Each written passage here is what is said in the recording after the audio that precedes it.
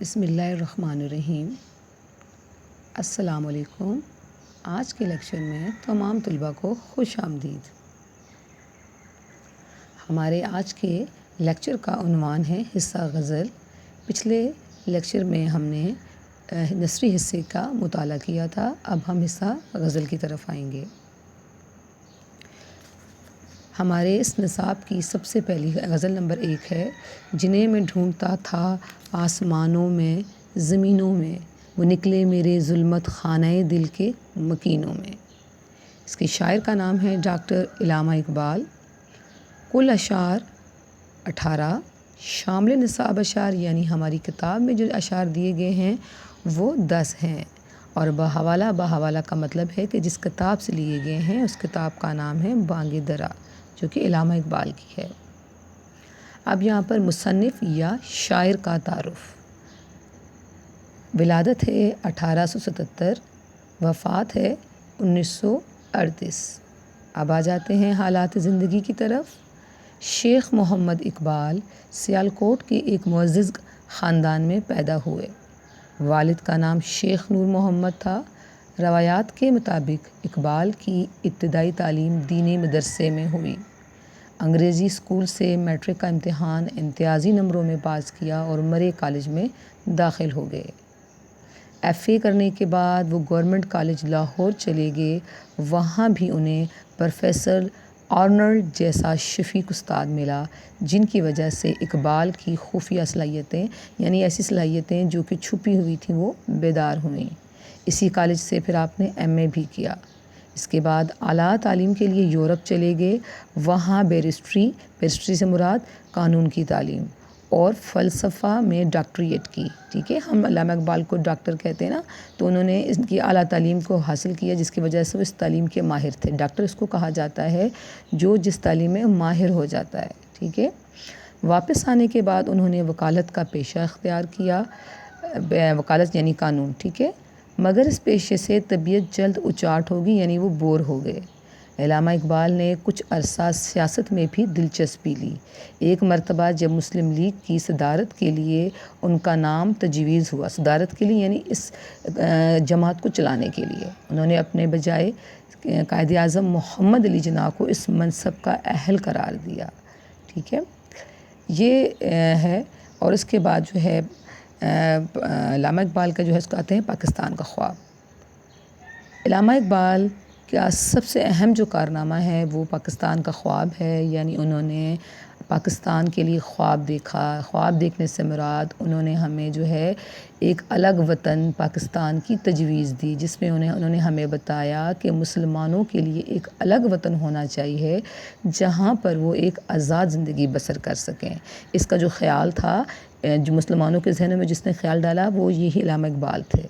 علامہ اقبال کا اس لیے جو سب سے بڑا اہم کارنامہ ہے، 1930 میں الہ آباد میں مسلم لیگ کے سالانہ جلسے میں، یعنی جو ایک سال بعد جو جلسہ ہوا تھا، سالانہ جلسے میں قیام پاکستان کی تجویز دی ہے۔ قیام پاکستان کی تجویز دی یعنی یہ کہا کہ ہمیں ایک ملک بنانا چاہیے جہاں ہم یعنی ایک مسلمان جو ہیں وہ اللہ اور اس کے رسول کی احکامات کو پیروی کرتے ہوئے وہاں پر ایک آزاد زندگی بسر کر سکیں۔ آخری عمر میں مختلف بیماریوں نے آن گھیرا اور وہ 21 اپریل 1938 کو خالق حقیقی سے جا ملے۔ اس کے بعد آ جاتے ہیں علامہ اقبال کے سب سے اہم چیز ان کی شاعری کی طرف۔ اقبال کی شاعری اور مسلمان۔ اقبال وہ ہستی ہیں جن پر نہ صرف ایشیا بلکہ پوری دنیا فخر کرتی ہے۔ انہوں نے شاعری کا آغاز تو اسکول کے زمانے سے ہی کر دیا تھا، لیکن دورہ یورپ کے بعد صحیح معنوں میں ان کی موضوعات کا تعین ہو گیا۔ انہوں نے تاریخ کا مطالعہ کیا، اس لیے وہ مسلمانوں کے زوال کے اسباب سے آگاہ تھے۔ انہوں نے اپنی شاعری کے ذریعے حرکت و عمل کا پیغام دیا اور ان کا فلسفہ خودی اور تصور مرد مومن مسلمانوں کے لیے مشعل راہ بن گیا اور مسلمانوں کو ایک رہنمائی دے دی کہ واقعی ہی انہیں ایفرٹ کرنی چاہیے، انہیں جدوجہد کرنی چاہیے کہ وہ ایک پلیٹ فارم پر اکٹھے ہوں اور ایک الگ وطن کے لیے کوشش کر سکیں، جو کہ جس ملک میں آج ہم آزاد زندگی بسر کر رہے ہیں، یہ اقبال کا خواب اور تجویز ہی ہے۔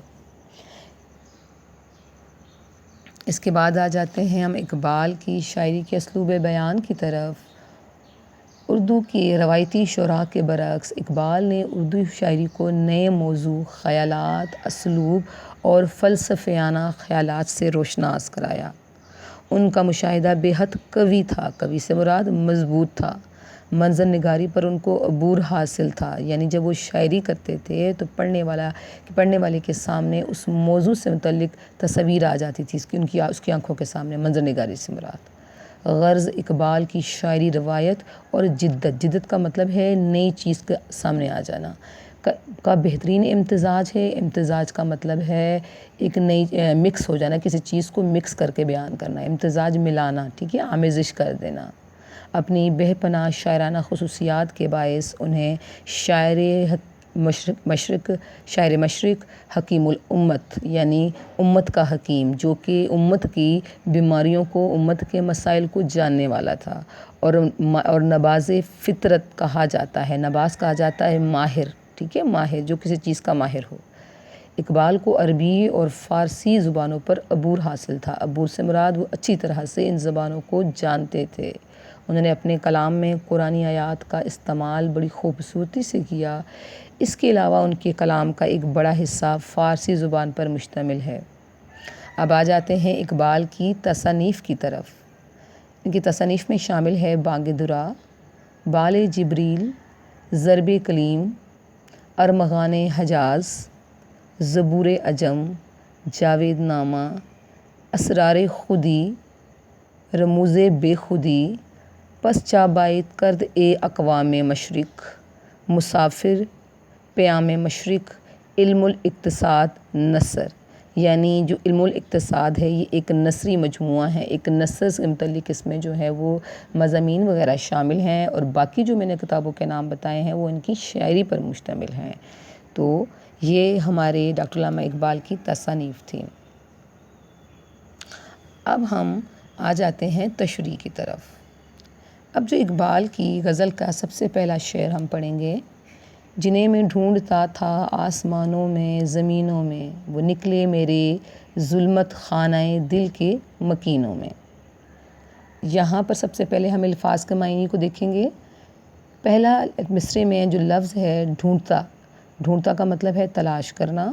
دوسرے مصرعے کے الفاظ ظلمت خانہ، ظلمت خانہ کا مطلب ہوتا ہے دل کی تاریکی یا اندھیرا۔ مکینوں، مکینوں کا مطلب ہے مکان میں رہنے والا۔ اس کے بعد آ جاتے ہیں ہم اس شعر کے مفہوم کی طرف۔ شعر کا مفہوم ہے وہ رب جسے میں زمین و آسمان میں تلاش کر رہا تھا، وہ حقیقت میں میرے دل کا مکیں تھا۔ اب آتے ہیں اس کی تشریح کی طرف۔ غزل کے مطلع میں شاعر علامہ اقبال کہتے ہیں کہ میں اللہ تعالیٰ کو اس پوری کائنات میں تلاش کر رہا تھا، لیکن جب میں نے دل کے اندر جھانکا تو میرے دل کی گہرائیوں میں نے محسوس کیا کہ اللہ تو میرے دل میں رہتا ہے۔ ارشاد باری تعالیٰ ہے، میں تمہاری شہرک سے بھی زیادہ قریب ہوں۔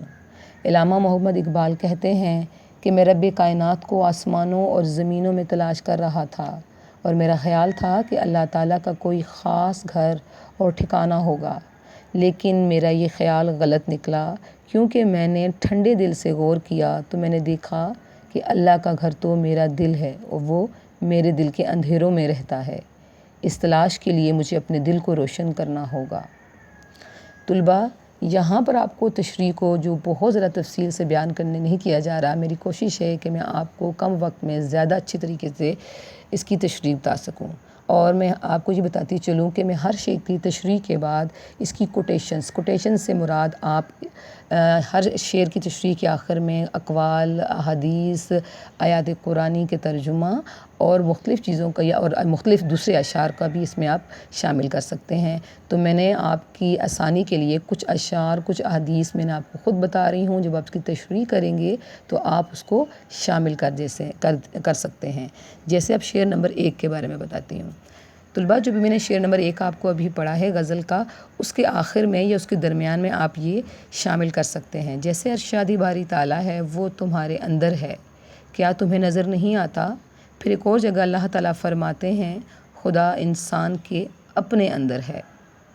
یہ کوٹیشن ہے جسے آپ اپنی تشریح میں اچھے نمبر حاصل کرنے کے لیے اس میں شامل کر سکتے ہیں، جو کہ اس شعر کے مطابق ہے۔ اب آتے ہیں شعر نمبر 2 کی طرف۔ شعر نمبر 2 ہے، کبھی اپنا بھی نظارہ کیا ہے تو نے اے مجنوں، کہ لیلا کی طرح تو خود بھی ہے محمل نشینوں میں۔ اس شعر کے مشکل الفاظ کے معنی: نظارہ کا مطلب ہوتا ہے دیدار کرنا۔ مجنوں کا مطلب ہے قبیلہ عامر، ایک قبیلے کا نام ہے۔ قبیلہ عامر سے تعلق رکھنے والا قیس جو کہ لیلا کا عاشق تھا۔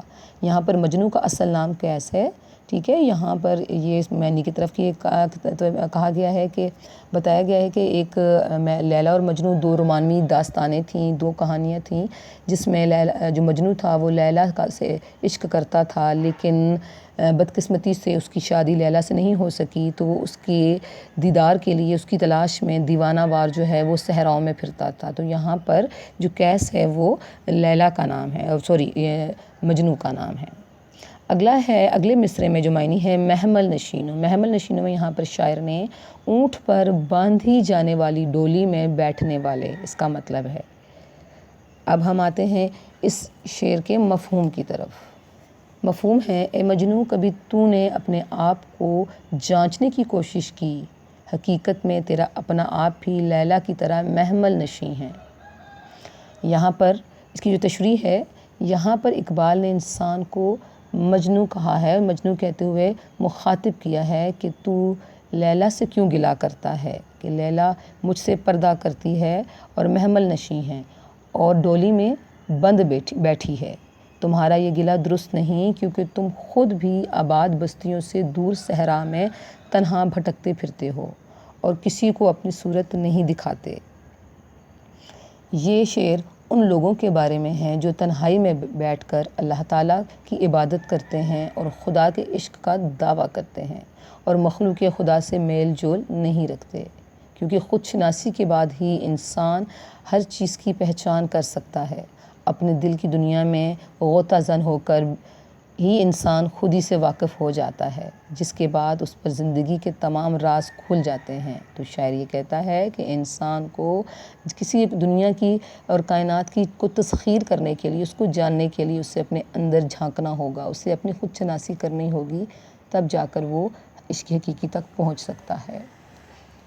یہاں پر یہ اب اس کے بعد جو شعر نمبر 2 کی جو میں اہم شعر بتا رہی ہوں، آپ اس شعر میں یہ والا اضافی شعر بھی شامل کر سکتے ہیں۔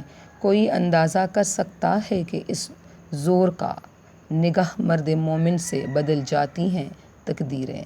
آپ اس سے شعر میں اضافی طور پر اس شعر کو شامل کر سکتے ہیں۔ اب آ جاتی ہے شعر نمبر 3 کی تشریح، الفاظ، معنی اور مفہوم۔ شعر نمبر 3، مہینے وصل کی گھڑیوں کی صورت اڑتے جاتے ہیں، مگر گھڑیاں جدائی کی گزرتی ہیں مہینوں میں۔ یہاں پر پہلے مصرعے میں وصل کا مطلب ہے ملاقات، گھڑیوں کا مطلب ہے لمحوں۔ اب آتے ہیں شعر نمبر 3 کے مفہوم کی طرف۔ وصل کے طویل لمحات بھی مختصر لگتے ہیں جبکہ جدائی کی گھڑیوں کا ایک لمحہ بھی گزارنا مشکل ہوتا ہے۔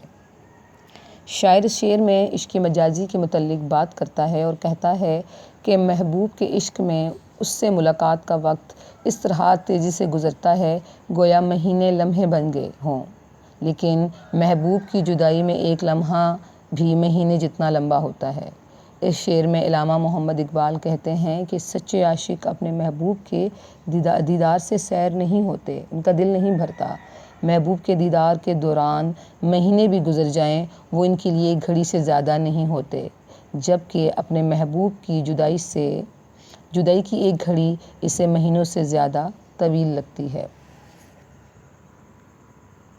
اب شعر نمبر 3 میں آپ اضافی طور پر یہ شعر شامل کر سکتے ہیں، جیسے شعر نمبر 1 ہے، دن گزرا تھا بڑی مشکل سے پھر تیرا وعدہ شب یاد آیا، اور دوسرا شعر، گل کو ہوتا صبا قرار اے کاش، رہتی ایک آدھ دن بہار اے کاش۔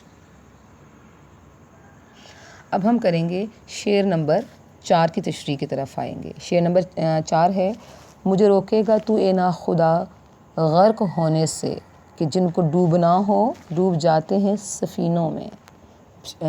پہلے مصرے میں جو یہاں پر ناخدا ہے، ناخدا کا مطلب ہے کشتی پار لگانے والا اور ملہا۔ اس کے بے شمار معنی ہیں، لیکن ہم تشریح کے لحاظ سے، شاعر کے لحاظ سے اس کا میں آپ کو معنی بتا رہی ہوں۔ یعنی کشتی پار لگانے والا یعنی ملہا۔ غرق کا مطلب ہو جاتا ہے ڈوبنا، اور سفینوں کا مطلب ہوتا ہے کشتیوں یعنی کشتیاں۔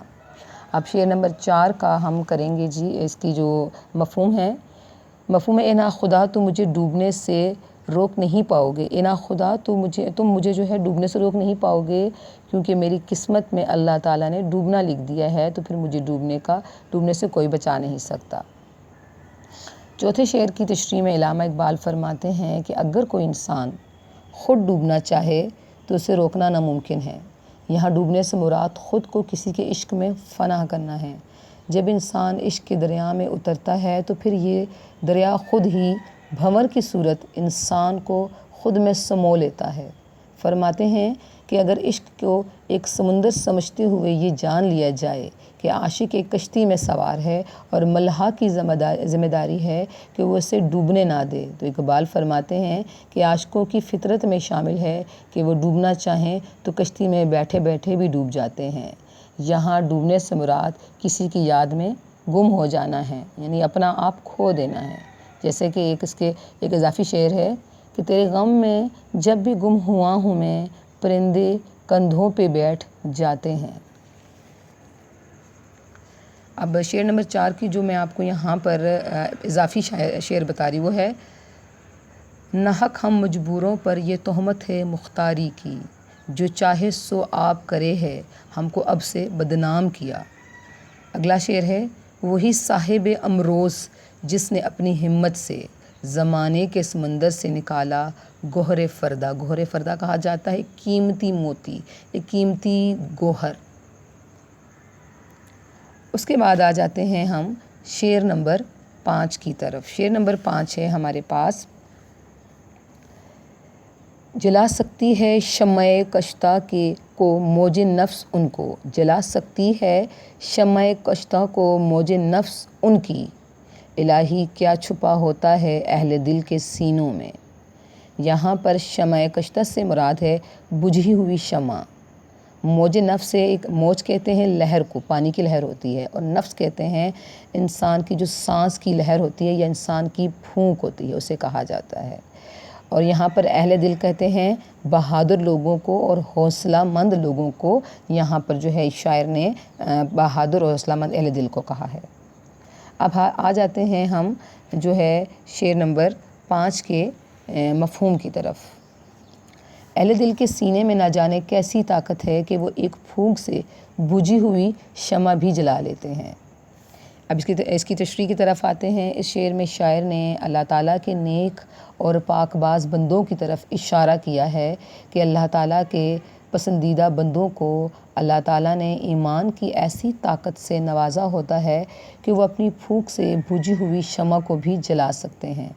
علامہ اقبال کہتے ہیں کہ اس دنیا میں اللہ تعالیٰ کے ایسے سچے عاشق موجود ہیں جن کی سانس میں اتنی حدت اور گرمی ہے کہ اگر وہ موم بتی کی پھونک ماریں تو ان کی سانس کی گرمی سے شمع جل اٹھتی ہے۔ علامہ اقبال خدا سے سوال کر رہے ہیں کہ یا اللہ یہ کون سی قوت ہے جو ان کے سینوں میں موجود ہے۔ اقبال کا اشارہ یہاں پر عشق الہی کی طرف ہے۔ عزیز طلباء، اب ہم نے 5 جو ہے اشعار ہے ان کی تشریح ابھی ہم نے سمجھی ہے۔